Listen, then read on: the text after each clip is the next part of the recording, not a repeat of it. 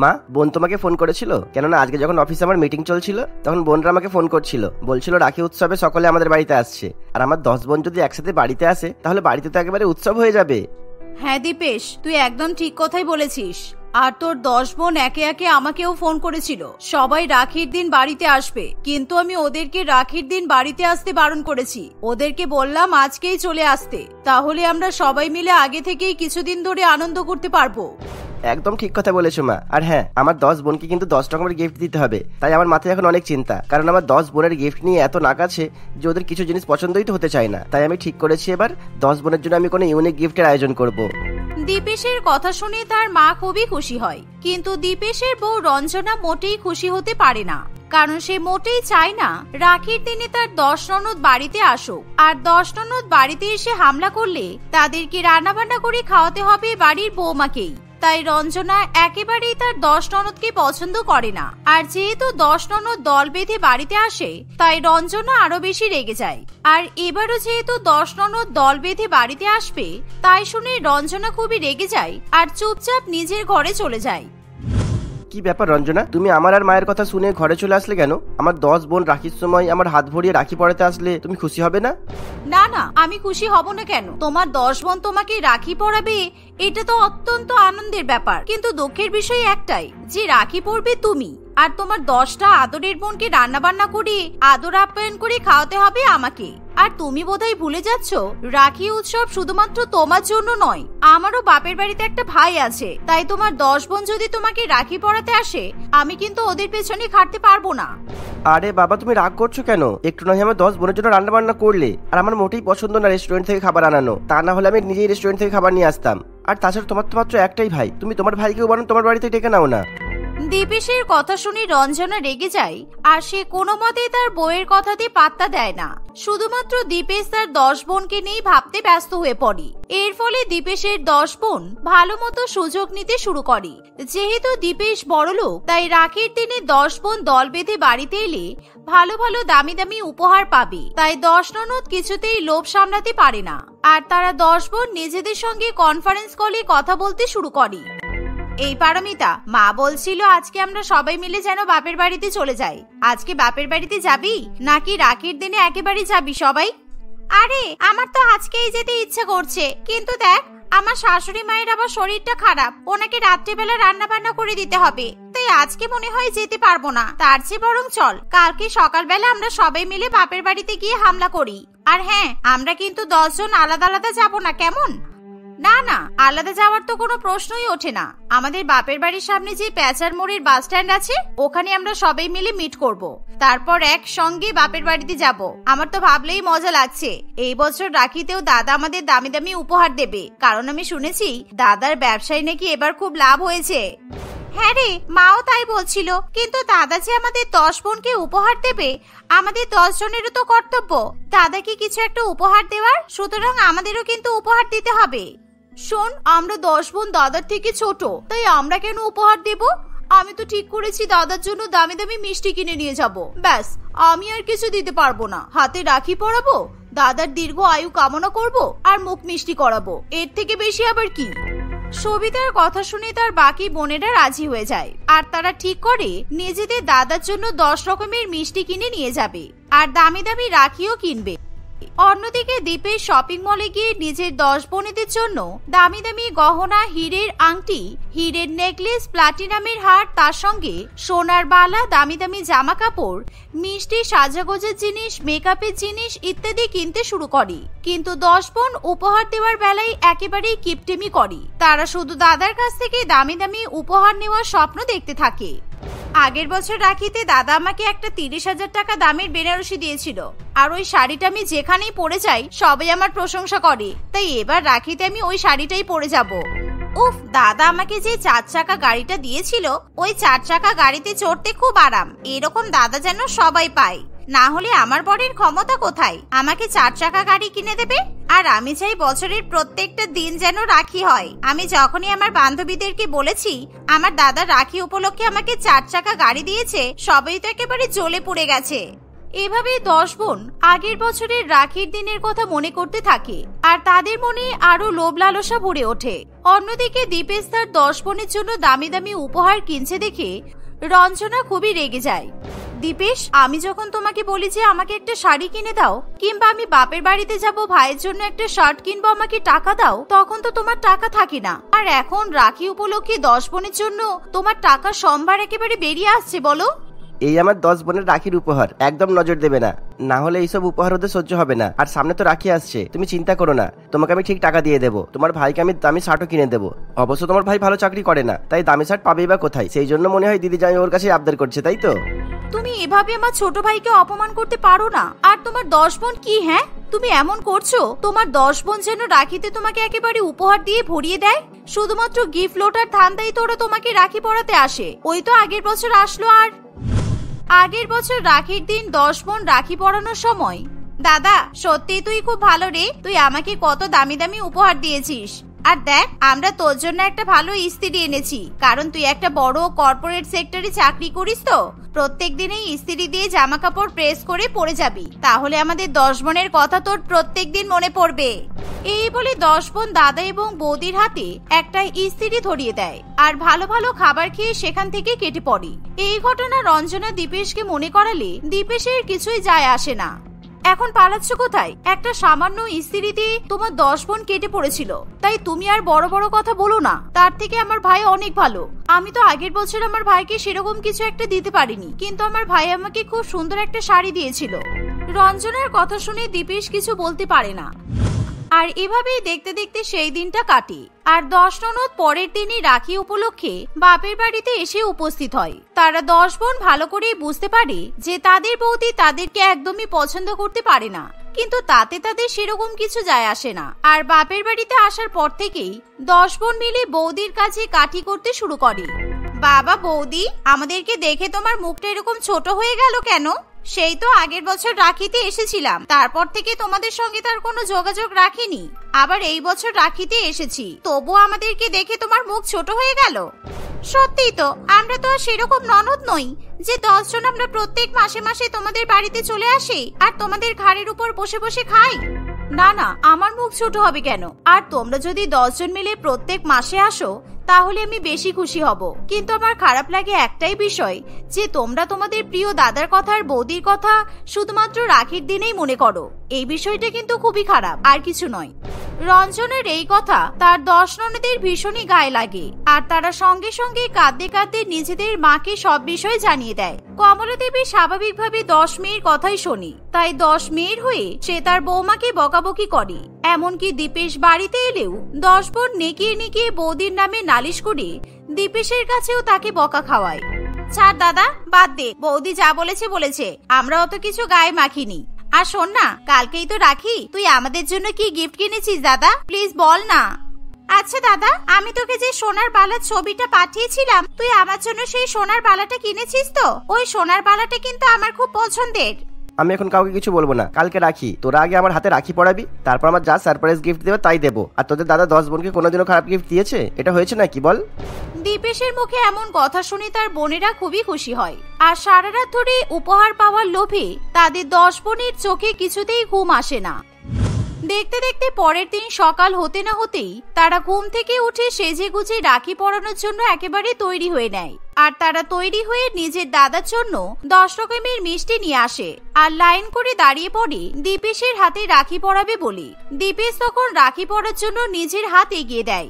এই দাঁড়া, কেউ কিন্তু আগে দাদাকে রাখি পরাবি না, আমি কিন্তু বড় বোন, তাই আগে আমি দাদার হাতে রাখি পরাবো, তারপর একে একে তোরা সবাই পরাবি। দাদা, তুই কিন্তু গিফট রেডি রাখিস। এই বলে রীতা খুবই আনন্দ করে তার দাদার হাতে প্রথম রাখি বেঁধে দেয়। এর ফলে দীপেশের খুবই ভালো লাগে। রাখি পরানোর পর রীতা তার দাদাকে মিষ্টি খাইয়ে দেয়। আর রাখি পরানো হয়ে গেলে রীতা এবার সঙ্গে সঙ্গে হাত পেতে উপহার চাইতে শুরু করে। বোন, তোকে তো আগের বছর আমি একটা দামি বেনারসি শাড়ি গিফট দিয়েছিলাম, আর এই বছর তোকে একটা হীরের নেকলেস আর কানের দুল দিলাম, যেটা তুই সেই বেনারসি শাড়ির সাথে পরবি। এই বলে দীপেশ তার বড় বোনের হাতে একটা হীরের নেকলেস এবং কানের দুল দেয়। এই দেখে বাকি বোনেদের চোখ একেবারে চকচক করে ওঠে আর রীতা এরকম হীরার জিনিস দেখে আনন্দে পাগল হয়ে ওঠে। তখনই সেই নেকলেস এবং কানের দুল সে পরে ফেলে। ধীরে ধীরে বাদ বাকি 9 বোন দাদার হাতে রাখি পরিয়ে দেয় আর গিফট চাইতে শুরু করে। আর দীপেশ একে একে তার বাকি 9 বোনকেও প্ল্যাটিনাম, সোনা, গহনা ইত্যাদি উপহার দেয়। আর সব উপহার মিলিয়ে তার মোটমাট লক্ষ টাকার উপরে খরচ হয়ে যায়। সত্যি দাদা, তোকে রাখি পরিয়ে আমাদের বেশ ভালোই লাভ, কারণ তুই সবাইকে দারুণ দারুণ গিফট দিয়েছিস। আর এই বছরের রাখির উপহার হলো সবথেকে সেরা উপহার। আমি বলতেই পারবো না রে, আমরা খুব খুশি হয়েছি। কিন্তু দেখ, আমরা শুধুমাত্র তোকে মিষ্টি খাওয়ালাম, তাই আমাদের খারাপ লাগছে। রঞ্জনা কিছুতেই তার 10 ননদের এরকম নাটক সহ্য করতে পারে না। আর সেই সময় রঞ্জনার ভাই তার কাছে রাখি পরতে চলে আসে। রঞ্জনা খুবই ভালোবেসে তার ভাই রতনকে রাখি পরিয়ে দেয়। ঠিক এমন সময় দীপেশের কাছে একটা অস্বাভাবিক ফোন আসে। আপনি কি বলছেন? আপনার কি মাথা খারাপ হয়ে গেছে? আজকে রাখির দিনে শেয়ার মার্কেট কি করে পড়তে পারে? আমার শেয়ার মার্কেটে অনেক টাকা ইনভেস্ট আছে স্যার। এখন যদি শেয়ার মার্কেট পড়ে যায় তাহলে আমি একেবারে দেনায় ডুবে যাব। এটা হতে পারে না, আমার সব টাকা নষ্ট হয়ে যাবে। এই বলে দীপেশ খুবই কান্নাকাটি করতে শুরু করে। আর সে দেখে যে সত্যি সত্যি তার সমস্ত টাকা ডুবে গেছে। এবার সে কোথা থেকে এত টাকা জোগাড় করবে কিছুই বুঝে উঠতে পারে না। তখন দীপেশের মাথায় আসে যে সে কোনো বছর তার বোনেদের কাছ থেকে দামি উপহার নেয়নি, তাই সে এবার নিজেকে বাঁচানোর জন্য তার বোনেদের দেওয়া রাখির উপহার ফেরত চাইবে। আমার 10 বোন, তোরা কিছু মনে করিস না, আমার কিন্তু কিছু করার নেই। তোরা আমাকে দয়া করে উপহারগুলো ফিরিয়ে দে, আমি সব বিক্রি করে টাকা শোধ করার চেষ্টা করব। তা না হলে আমার সারা জীবন নষ্ট হয়ে যাবে। আবার যখন আমি আমার ব্যবসা দাঁড় করাবো তোদের সবাইকে আমি আবারও উপহার দেবো। এমন সময় 10 বোন পুরোপুরি ভাবে পাল্টে যায়। তারা কোনো মতেই দামি দামি উপহার তাদের দাদাকে ফেরত দিতে চায় না। তুই পাগল হয়ে গেছিস দাদা? তুই বেকার বেকার আমাদের রাখির উপহার কেন নিতে যাবি? রাখির উপহার ফিরিয়ে নেওয়া মানে অশুভ, তাই আমরা কিছুতেই তোকে উপহার ফেরত দিতে পারবো না। তুই বরঞ্চ বৌদির বিয়ের গহনাগুলো বিক্রি করে দে, দেখবি তোর সব টাকা শোধ হয়ে যাবে, দেখবি তুই অনেক টাকা পেয়ে যাবি। 10 বোনের মুখে এমন কথা শুনে দীপেশের চোখ খুলে যায়। আর সে বুঝতে পারে তার 10 বোন শুধুমাত্র তাকে টাকার জন্য ব্যবহার করে। এর ফলে দীপেশ কাঁদতে শুরু করে। এমন সময় রঞ্জনা তার বিয়ের দামি দামি গহনা বরের হাতে তুলে দেয়। আর এই দেখে দীপেশ খুবই খুশি হয়। দীপেশ সেদিনই তার বউয়ের সমস্ত গহনা বিক্রি করে সব ধার দেনা শোধ করে। কিন্তু তারপর থেকে দীপেশ কিছুতেই তার বোনেদের সঙ্গে সম্পর্ক রাখতে চায় না। আর 1 বছরের মধ্যেই দীপেশ আবার তার ব্যবসা দাঁড় করিয়ে ফেলে। আর পরের বছর রাখির দিন, কিরে দাদা, তোকে রাখি পরালাম, তুই আমাদের উপহার দিলি না কেন? শুধুমাত্র খালি হাতে রাখি পরে নিলি? ভাই বোনের সম্পর্কে আবার উপহার কি রে? তোরা আমাকে রাখি পড়াবি, তাই আমি তোদেরকে বুক ভরা ভালোবাসা দিলাম। আর এই ভালোবাসাই হলো আমার তরফ থেকে তোদের উপহার। আর কোনোদিনই কিন্তু উপহার চাস না, কারণ আমি উপহার দেওয়ার নিয়ম তুলে দিয়েছি। রাখি বন্ধনে ভালোবাসার বন্ধন হলো সবচেয়ে বড় উপহার, বুঝেছিস? 10 বোন ভালো মতো বুঝতে পারে যে এবার তাদের দাদার কাছে কিছুতেই ডাল গলবে না। ফলে তারা লজ্জায় কোনো রকম ভাবে কোনো কথা বলতে পারে না। আর চুপচাপ নিজেদের দাদাকে রাখি পরিয়ে তারা একে একে নিজেদের শ্বশুর বাড়িতে ফিরে যায়। মা, বৌদি কোথায় বলো তো? দেখো না, আমি কলেজে যাব, আমার দেরি হচ্ছে তো। আমি হেয়ার স্টাইল করবো বলে বৌদির জন্য ওয়েট করছি। কোথায় বৌদি?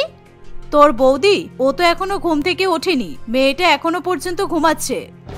মানে বাড়ির বউ বেলা 10টা পর্যন্ত ঘুমাচ্ছে? তোমার তো দেখছি কিছুই যায় আসছে না। তুমি জানো না বাড়ির বউদের এত বেলা পর্যন্ত ঘুমাতে নেই?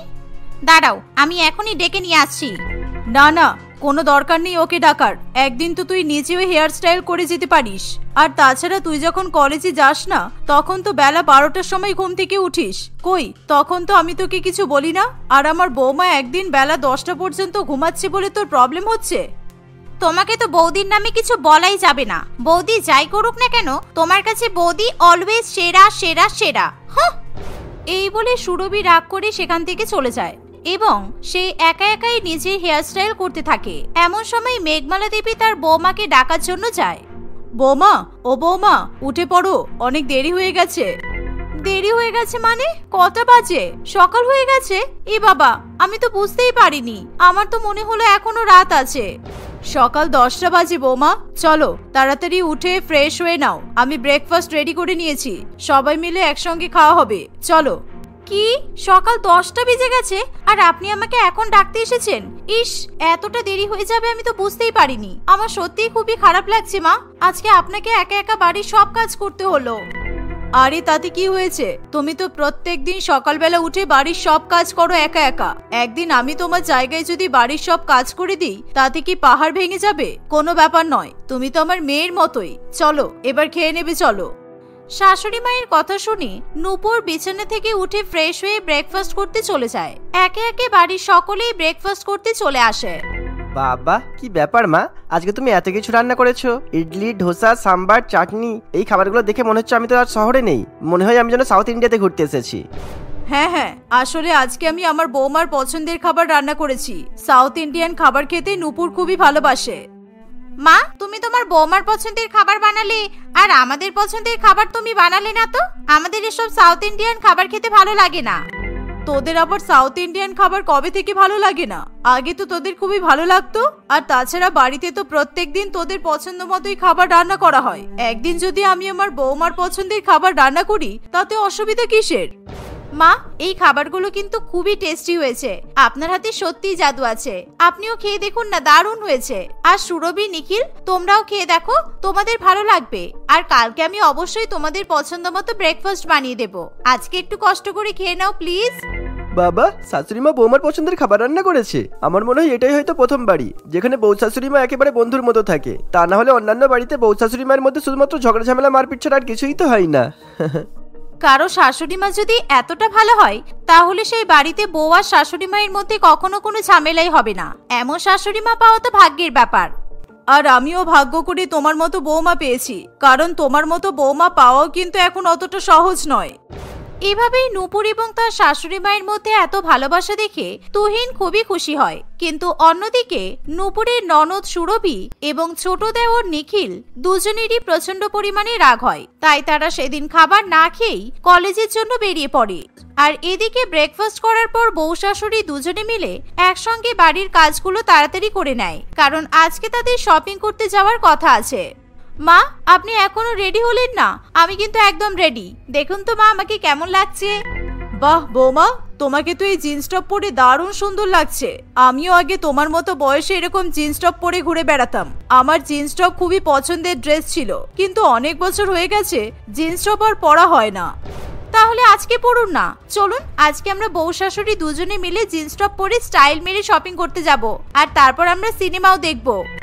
না না বৌমা, এই বয়সে এখন আমি আবার জিন্স টপ পরবো? কতদিন হয়ে গেল জিন্স টপ পরিনি। এখন এসব পরতে গেলে আমার লজ্জা লাগবে। আমি শাড়িতেই ঠিক আছি, চলো যাই। না, আজকে আমি আপনাকে জিন্স টপ পরিয়ে তবেই বাড়ি থেকে নিয়ে যাব, না হলে আমি যাব না। এখন দুনিয়া কত মডার্ন হয়ে গেছে বলুন তো। আপনার থেকেও বয়স্ক মহিলারা এখন জিন্স টপ, ওয়েস্টার্ন ড্রেস পরে ঘুরে বেড়াচ্ছে। যে কোনো ড্রেসে আপনি শুধু কমফোর্টেবল হলেই চলবে, আর কিছু ভাবার দরকার নেই। এভাবে নূপুরের কথা শুনে মেঘমালা দেবী জিন্স টপ পরে নেয়। কিছুক্ষণের মধ্যেই তারা দুজনে একসঙ্গে শপিং করতে বেরিয়ে পড়ে। শপিং করার পর তারা একসঙ্গে সিনেমা দেখে এবং মুভি দেখতে দেখতে অনেক মজা করে। রাত্রিবেলা তারা যখন বাড়িতে ফিরে আসে তখন সুরভি এবং নিখিল নিজেদের মা এবং বৌদিকে জিন্স টপ পরতে দেখে প্রচুর পরিমাণে রেগে যায়। মা, তোমার কি মাথা খারাপ হয়ে গেছে? এই বয়সে তুমি কি শুরু করেছো? তুমি এই বয়সে শাড়ি ছেড়ে জিন্স টপ পরে ঘুরে বেড়াচ্ছ? তোমার একটুও লজ্জা করলো না, তাই না? এতে লজ্জা কিসে সুরভি? মা জিন্স টপ পরতে ভালোবাসে, কিন্তু এতদিন পর্যন্ত মা মুখ ফুটে কাউকে বলতে পারেনি। আজকে মা যখন নিজের ইচ্ছার কথা প্রকাশ করেছে তখন আমি মাকে জিন্স টপ পরার জন্য জোর করলাম। আর দেখো মাকে কত সুন্দর লাগছে। বৌদি, তুমি তো কোনো কথাই বলো না। তুমি নিজেই তো বাড়ির বউ হয়ে জিন্স টপ পরে ঘুরে বেড়াচ্ছ, তার সাথে সাথে আমার মাকেও জিন্স পরাচ্ছ। সত্যি তোমার লজ্জা লাগা দরকার। এই, তোরা বেশি কথা বলছিস কেন? ঠিক করেছে আমার বৌমা জিন্স টপ পরেছে, আর আমিও বেশ করেছি জিন্স টপ পরেছি। আমরা কি পরবো না পরবো সেটা কি তোদের কাছ থেকে কৈফিয়ত নিতে হবে? আচ্ছা সুরভি, তুই তাহলে বিয়ের পরে কোনোদিনও জিন্স টপ পরবি না, তাই তো? আর নিখিল, তুইও তাহলে বিয়ের পরে তোর বউকে কখনো জিন্স টপ পরতে দিবি না, তাই তো? এই শুনে সুরভি এবং নিখিল দুজনেরই প্রচন্ড রাগ হয়। তাই তারা কোনো কথা না বলে সেখান থেকে চলে যায়। এভাবেই আরো 2-4 দিন কাটে। সুরভি এবং নিখিল তাদের বউ শাশুড়ি মায়ের মধ্যে এমন বন্ধুত্ব এবং ভালোবাসা কিছুতেই মেনে নিতে পারে না। একদিন যখন নূপুর বাড়ির সকলের জন্য রান্না করতে ব্যস্ত থাকে তখন সেখানে নিখিল এসে বলে, বৌদি, তুমি রান্না করেছো? খুব জোরে বৃষ্টি এসেছে, সাথে জামা কাপড় মেলা আছে। তাড়াতাড়ি যাও, জামা কাপড়গুলো তুলে নিয়ে এসো, তা না হলে কিন্তু সব ভিজে যাবে। ই বাবা, এখন আবার হঠাৎ করে বৃষ্টি এলো কেন? তুমি একটু রান্নাঘরে দাঁড়াবে প্লিজ। তুমি শুধু এই কুকারের 2টো সিটি হলে গ্যাসটা বন্ধ করে দেবে, ব্যাস, আর কিছু করতে হবে না। এই বলে নূপুর জামা কাপড় তোলার জন্য ছাদে চলে যায়। আর এই সুযোগে নিখিলের মাথায় একটা শয়তানি বুদ্ধি আসে। সে নূপুরের রান্না করা তরকারির মধ্যে অতিরিক্ত পরিমাণে গুঁড়ো লঙ্কা মিশিয়ে দেয়। লুকিয়ে লুকিয়ে নিজের কাজ সেরে তাড়াতাড়ি করে সেখান থেকে কেটে পড়ে। দুপুরবেলা নূপুর যখন সবাইকে খাবার পরিবেশন করে, উফ কি ঝাল! বৌদি, তুমি কেমন তরকারি রান্না করেছো? তরকারিতে এত ঝাল দিয়েছো কেন? এত ঝাল তরকারি খেয়ে আমার মুখ পুরো জ্বালা করছে, আর আমার কান দিয়ে যেন ধোঁয়া বেরোচ্ছে। রান্না করার সময় তোমার কোথায় মন থাকে বলো তো? আরে সারাদিন যদি বাইরে বাইরে ঘুরে বেড়াই তাহলে রান্না বান্না কিভাবে করবে? সংসারের দিকে বৌদির তো কোনো মনই নেই, সব সময় শুধু স্টাইল মেরে ঘুরে বেড়াবে, আর ওটাই তো বৌদির কাজ। নিজের ছেলে এবং মেয়ের মুখে এরকম কথা শুনে মেঘমালা দেবী প্রচন্ড রেগে যায়। এই তোরা বড্ড বেশি কথা বলছিস। বৌমা স্টাইল মেরে যেমন ঘুরে বেড়ায়, তেমনই কিন্তু বৌমা বাড়ির সমস্ত কাজকর্মও করে। তোরা কি কখনো বৌমাকে সাহায্য করিস? আর একদিন যদি তরকারিতে লঙ্কা বেশি হয়ে যায় তাতে কি হয়েছে? একটা মানুষ প্রত্যেকদিন রান্না করছে, একদিন তো ভুল হতেই পারে। হ্যাঁ সেটাই তো আমি জানি। এখন তোমার বৌমার প্রতি দরদ একেবারে উতলে উঠবে। তোমার বৌমা তোমাকে কাঁচা লঙ্কা চচ্চড়ি রান্না করে খাওয়ালেও তোমার কাছে সেটা মিষ্টি মধু বলে মনে হবে। শোন, তোদের যদি খাবারটা খেতে এতই প্রবলেম হয় তাহলে রান্নাঘরে যা আর নিজেরা নিজেদের মতো করে রান্না করে খেয়ে নে। আর যদি সেটাও না পারিস, তোদের পকেটে টাকা থাকলে বাইরে থেকে খাবার অর্ডার করে খেয়ে নে। মায়ের কথা শুনে সুরভি এবং নিখিল দুই ভাই বোন রাগ করে সেখান থেকে চলে যায়। এভাবেই সময় কাটতে থাকে। দিনের পর দিন নূপুর এবং তার শাশুড়ি মায়ের বন্ধুত্ব ও ভালোবাসা যেন বাড়তেই থাকে। তারা দুজনে মিলে একসঙ্গে বাড়ির সমস্ত কাজকর্ম করে, একসঙ্গে বাইরে ঘুরতে যায়। সারাদিনই তারা একসঙ্গে একে অপরের সঙ্গে বেশিরভাগ সময় অতিবাহিত করে, আর যা সুরভি এবং নিখিল একেবারেই সহ্য করতে পারে না। দেখেছিস তো দাদা, মাকে কেমন ভাবে বশ করেছে। মা এখন বৌদির কথাই উঠছে আর বৌদির কথাই বসছে। এখন মা বৌদির কথা ছাড়া আর কারোর কথা ভাবে না। আমি এত অবাক হচ্ছি, তোকে কি বলবো দাদা। আমরা কি এই বাড়ির কেউ নই বলতো? আমার তো মনে হচ্ছে মা যেভাবে বৌদির কথা শুনে উঠছে আর বসছে, কোনদিন বৌদি আমাদের সব সম্পত্তি নিজের নামে লিখে নেবে। আর মা তো খুবই বোকা, বৌদি যেখানে সই করতে বলবে মা তো সেখানে অন্ধের মতো সই করেও দেবে হয়তো। তখন তুই দেখবি আমাদেরকে এই বাড়ি ছাড়া হতে হবে, আর মা তখন বুঝতে পারবে। না, এরকম কিছু তো আমি হতে দেব না। শোন, আমার মাথায় একটা দুর্দান্ত চরম আইডিয়া এসেছে। আমাদেরকে এই প্ল্যানটা যে করেই হোক সাকসেসফুল করতেই হবে। বাড়ি ছাড়া হবে এবার আমাদের বৌদি। এই বলে সুরভি নিখিলকে তার প্ল্যানের কথা জানিয়ে দেয়। পরের দিন সকালে যে যার মতো বাড়ি থেকে বেরিয়ে পড়ে, আর মেঘমালা দেবীও কিছু দরকারি বাজারে চলে যায়। এমন সময় নূপুর বাড়িতে পুরোপুরি একা থাকে, আর তাদের বাড়ির দরজাও সেই সময় খোলা ছিল। হঠাৎ করে এই সুযোগে অচেনা এক ছেলে তাদের বাড়ির মধ্যে ঢুকে আসে, আর নূপুর সেই ছেলেটিকে দেখে অবাক হয়ে বলে, এ কি, আপনি কে? এরকম কিছু না বলে বাড়ির মধ্যে ঢুকে এসেছেন। কে আপনি? কাকে চাই? আমার তোমাকে চাই জানেমান, আমি তো তোমার কাছেই এসেছি। আজকে বাড়িতে কেউ নেই, তাই আমি তোমার সঙ্গে দেখা করতে লুকিয়ে লুকিয়ে চলে এসেছি। আপনার সাহস কি করে হলো আমার সঙ্গে এরকম ভাবে কথা বলার? চুপচাপ এখান থেকে কেটে পড়ুন, না হলে কিন্তু আমি এখনই পুলিশকে ফোন করব। কি হলো, আপনি যাবেন না তাই তো? দাঁড়ান, আমি এখনই পুলিশকে ফোন করছি। এই বলে নূপুর তার ফোনটা নিয়ে পুলিশকে কল করতে যাবে। এমন সময় সেই বিকাশ নামে অচেনা ছেলেটি নূপুরের হাত ধরে টানাটানি করতে শুরু করে। ঠিক এমন একটা পরিস্থিতিতে সুরভি এবং নিখিল তাদের মা ও দাদাকে সেখানে নিয়ে আসে। দেখো মা, দেখো, তোমার বৌমার আসল রূপটা দেখে নাও। আমরা বাড়িতে না থাকলে তোমার বৌমা কি করে। খুব তো নিজের বৌমাকে মাথায় তুলে নাচানাচি করছিলে। দাদা দেখ, নিজের চোখে দেখ, তোর বউয়ের কীর্তিকলাপ একবার দেখে দে। আচ্ছা বৌদি, তোমার একটুও লজ্জা করলো না এরকম জঘন্য কাজ করতে? তুমি বিবাহিত হয়ে এরকম পরপুরুষের সঙ্গে সম্পর্ক করছো? মা তোমাকে এত ভালোবেসেছে আর তুমি তার প্রতিদান এই দিলে? বিশ্বাস করুন মা, তুহিন, তুমি বিশ্বাস করো, আমি এই ছেলেটাকে চিনি না, সত্যি বলছি। জানি না এই ছেলেটা কোথা থেকে এসেছে, হঠাৎ করে বাড়ির মধ্যে ঢুকে এলো। আমি একে এর আগে কখনোই দেখিনি। কি মা, এবার তোমাদের বিশ্বাস হলো তো? বৌদি মিথ্যা কথা বলছে। এরকম ফালতু চরিত্রহীন মেয়েকে বাড়ি থেকে বের করে দেওয়া দরকার। এই শুনে মেঘমালা দেবী প্রচন্ড পরিমাণে রেগে যায়, আর সে তার মেয়ের কাছে এগিয়ে গিয়ে তাকে ঠাস করে একটা চড় মারে। আর একটাও বাজে কথা বললে তোদের মুখ আমি ভেঙে গুড়িয়ে দেব। কে সত্যি কথা বলছে আর কে মিথ্যা কথা বলছে এটা আমি ভালো করে জানি, কারণ কালকে আমি তোর আর নিখিলের প্ল্যানের কথা খুব ভালো মতোই শুনতে পেয়েছিলাম। তোরা বৌমাকে ফাঁসানোর জন্য এই ছেলেটাকে শিখিয়ে পড়িয়ে এখানে নিয়ে এসেছিস, যাতে বৌমার নামে তোরা বদনাম করতে পারিস। কিন্তু আমি অতটাও বোকা নই, আমি আমার বৌমাকে খুব ভালো মতোই জানি। আমার বৌমা এরকম নোংরা কাজ জীবনে কখনো করতে পারে না। যা, বেরিয়ে যা আমার বাড়ি থেকে তোরা। আরে ডার্লিং, তুমি এত ভয় পাচ্ছ কেন? তোমার কোনো ভয় নেই, আমি তোমার সাথে আছি তো। তুমি সবাইকে বলে দাও যে আমি তোমার বয়ফ্রেন্ড, আর তোমার সাথে আমার অনেক দিন ধরে অ্যাফেয়ার চলছে। এমন একটা পরিস্থিতিতে তুহিনও তার ভাই ও বোনের উপর প্রচন্ড পরিমাণে রেগে যায়। ছি, এতটা বাজে কাজ তোরা কিভাবে করতে পারলি? আমার বইয়ের ওপর তোদের কিসের এত শত্রুতা বলতো? এতদিন পর্যন্ত আমি কোনো কথা বলিনি, তোরা দুজনে সবসময় আমার বইয়ের পেছনে লেগে থাকিস। মা আমার বউকে একটু ভালোবাসে বলে তোদের সহ্য হয় না, তাই না? অনেক হয়েছে, আর নয়। এখন এই বাড়ি থেকে হয় তোরা বেরিয়ে যাবি, নয় আমি আমার বউকে নিয়ে বেরিয়ে যাবো। এই বাড়িতে হয় তোরা থাকবি, না হয় আমি থাকবো। এরকম বলো না তুহিন, সুরভি আর নিখিল এখন ছোট, এদের এখন অতটাও বুদ্ধি হয়নি, এদের ভুল হয়ে গেছে, তাই দয়া করে তুমি এদেরকে ক্ষমা করে দাও। এটুকু একটা ভুলের জন্য তুমি এদেরকে বাড়ি থেকে তাড়িয়ে দিও না প্লিজ। আর আমাকেও তোমরা ক্ষমা করে দাও। আসলে তোমাদের বউ শাশুড়ি মায়ের বন্ধুত্ব দেখে আমাদের দুজনের খুবই হিংসা হতো, কিন্তু আমরা সত্যিই বোকা। তোমাদের এরকম বন্ধুত্ব দেখে আমাদের হিংসা হওয়ার কথা নয়, বরং আমাদের তো খুশি হওয়া উচিত ছিল। তোমাদেরকে দেখে শেখা উচিত ছিল বউ শাশুড়ির সম্পর্ক কেমন হওয়া দরকার। নিজের বৌদির মুখে এমন কথা শুনে সুরভি এবং নিখিল নিজেদের ভুল বুঝতে পারে, তাই তারা তাদের বৌদির কাছে হাত জোর করে ক্ষমা চায়। আমাদেরকে ক্ষমা করে দাও বৌদি, তুমি সত্যিই খুবই ভালো, তোমার মন খুবই ভালো। তোমার সঙ্গে আমরা এতটা খারাপ ব্যবহার করেছি, তারপরও তুমি আমাদেরকে সাপোর্ট করছো। আমরা আর কখনো তোমার সঙ্গে খারাপ ব্যবহার করব না, তুমি আমাদেরকে ক্ষমা করে দাও। সুরভি এবং নিখিলের এই পরিবর্তন দেখে বাড়ির সকলেই খুশি হয়। এভাবে সেদিনের পর থেকে সুরভি এবং নিখিল তাদের বৌদির সঙ্গে কোনো রকমের শত্রুতা করে না। এখন সুরভি এবং নিখিলের সঙ্গে সঙ্গে পাড়া প্রতিবেশী আত্মীয় স্বজন সকলেই বউ শাশুড়ির এরকম বন্ধুত্বপূর্ণ সম্পর্ক দেখে তাদের প্রশংসা করে। এভাবেই তারা সবাই মিলে হাসি খুশি সংসার করতে থাকে।